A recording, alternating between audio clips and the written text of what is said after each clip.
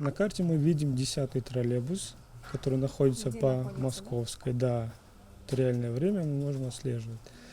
А есть и другие троллейбусы. Вот 11-й. Он находится сейчас по Аджибек-Джолу.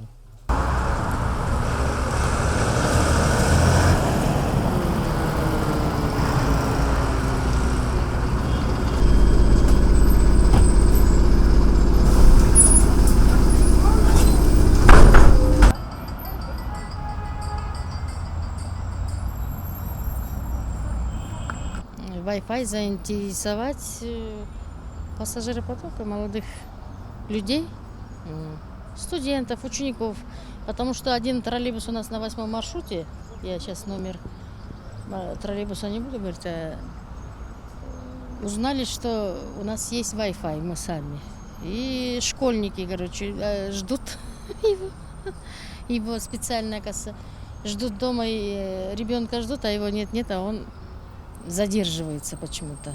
И спрашивают, в чем дело, где там. И она говорит, ждет троллейбус этот. Она с этим троллейбусом едет, значит, до учебы. И обратно именно сидит, ждет этот троллейбус, чтобы пользоваться, наверное, услугами Wi-Fi, наверное, или интерес это такой-то.